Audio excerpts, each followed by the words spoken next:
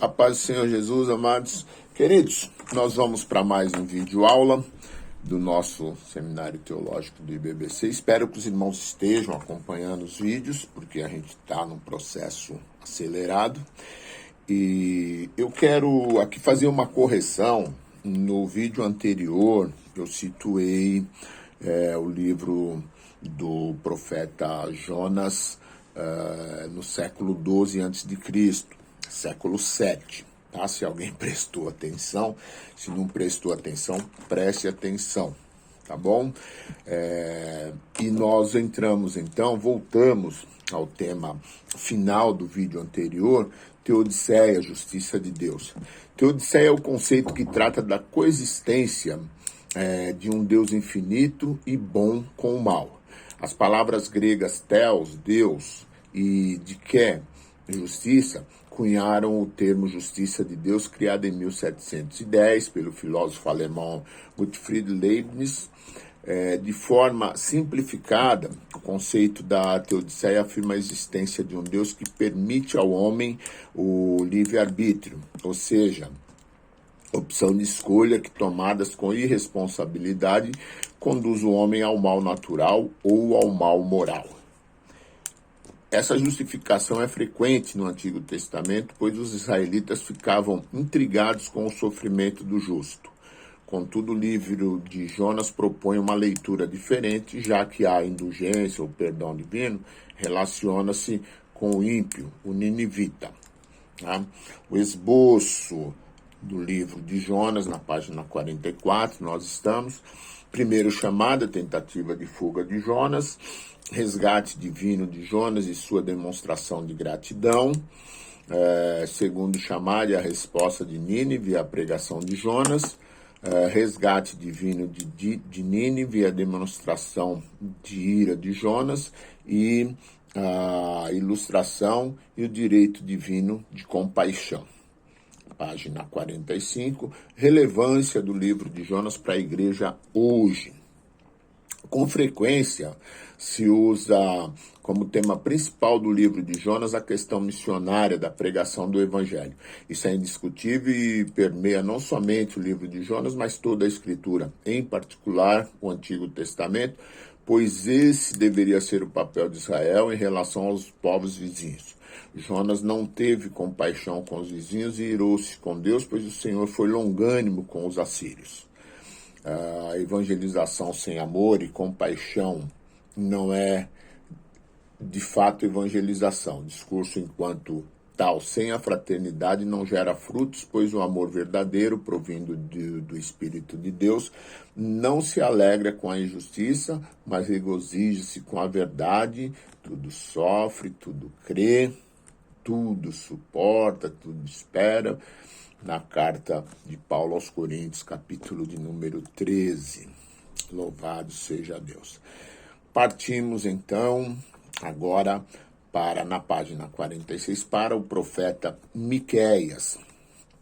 Miqueias foi um profeta da cidade de Moresete, localizada nas colinas de Judá, entre Jerusalém e o mar Mediterrâneo. Contemporâneo de Isaías, profetizava em Jerusalém sobre a pobreza e os sacerdotes. Miqueias profetizava para a sua cidade, um dos poucos profetas a ser mencionado em outro livro profético. Quando Jeremias foi ameaçado de morte por suas profecias, ele foi livrado pelos anciãos que lembraram o povo de que Miqueias profetizava o mesmo conteúdo de Jeremias 100 anos antes. Isso indica a importância de Miqueias como porta-voz do Senhor. Profetizou nos dias dos reis Jotão, Acás e Ezequias, na segunda metade do século 8 a.C. Conceitos básicos do livro de Oséias: acusação de injustiça, a boa conduta, não rituais manipuladores como resposta adequada à ira de Deus, o trono de Davi a ser ocupado pelo Salvador nascido em Belém e o livramento futuro da ameaça assíria. Contexto da época: Miqueias profetizou durante a grande crise assíria, testemunhando os acontecimentos que resultaram a destruição e a deportação do Reino do Norte. A ascensão à Síria é descrita no capítulo 3. Como os oráculos de Miqueias não são datados, fica difícil atribuí-los a um evento específico. Aconteceram diversas incursões assírias contra Judá no tempo do profeta. Propósito e mensagem de Miqueias. Miqueias é um dos poucos que declarou claramente o seu propósito, declarar a transgressão e o pecado de Israel. Sua mensagem era que o povo, principalmente a nobreza da época, era culpada de injustiça. Vamos na página 48 para o profeta Naum. No século 8 a.C., Jonas esteve em Nínive exortando a capital assíria quanto ao seu pecado e sua maldade. Naquele momento, o povo se arrependeu e com isso o Senhor deixou de lançar o seu julgamento sobre aquela cidade. Contudo, por volta de 150 anos depois, os moradores de Nínive se esqueceram da aliança que fizeram com Deus e retomaram as práticas antigas como a brutalidade exagerada. Conceitos básicos: julgamento iminente de Nínive, futura libertação de Judá do poder do Império Assírio. Contexto da época: embora a Síria tivesse sido um grande império no século 8 a.C., no período de Naum, século 7, a sua grandiosidade e seu domínio começava a apresentar sinais de fraqueza e a sua queda parecia iminente. Esboço do livro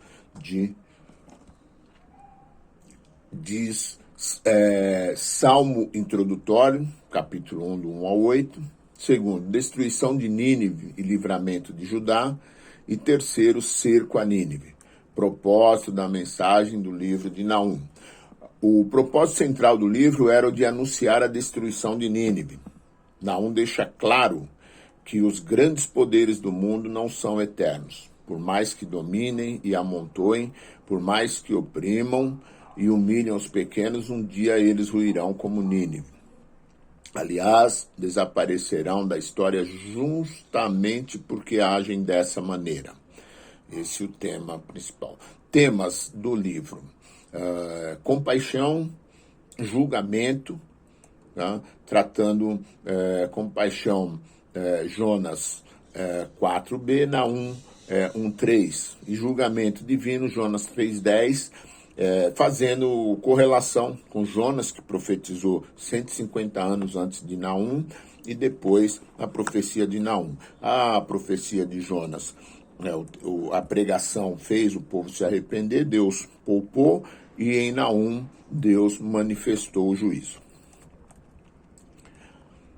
Abacuque. Vamos então para o profeta Abacuque, na página 50. Pouco se sabe sobre a origem de Abacuque, pois não há dados genealógicos ou históricos sobre o profeta. Nesse caso, se dá mais ênfase à abordagem do tema específico tratado pelo livro, semelhante ao de Jonas. No caso do livro do profeta Abacuque, é o da justiça divina. Profetizou durante o governo de Josias, 640 a 609 a.C., por volta de 640 a 626, sendo a data mais aceita 630, tornando Abacuque contemporâneo de Jeremias. Conceitos básicos: Deus é justo ao lidar com as nações. Embora os acontecimentos sejam confusos, devemos confiar em Deus e agir com integridade. Judá receberia castigo dos babilônios, os quais também seriam castigados por Deus. Contexto da época: com a desintegração do domínio assírio, Josias lançou livremente fundamento visionário para o retorno do povo aos ideais da aliança. Esboço: discurso 1, a oração, a queixa de Abacuque, resposta, oráculos de julgamento. Discurso 2, a oração, perguntas de Abacuque com relação à justiça de Deus. A. B, instrução de Deus. C, resposta 1, responsabilidade do justo. E D, resposta 2, oráculo do julgamento contra a Babilônia. Discurso 3, a oração, pedido de misericórdia de Abacuque. E B, reflexão, poder de Deus para livrar. propósito e mensagem. O propósito do livro é analisar a questão da justiça divina no âmbito nacional. A questão da teodiceia, justificação dos procedimentos de Deus com a humanidade era: como pode o Deus justo usar a nação perversa como a Babilônia como instrumento de castigo? Porque se Deus desse a vitória dos babilônios, não estaria provando o procedimento deles. Abacuque não queria dizer com isso que Judá não merecia o julgamento de Deus, mesmo porque a reforma de Josias constava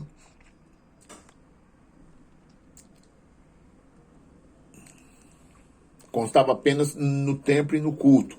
As injustiças sociais ainda existiam.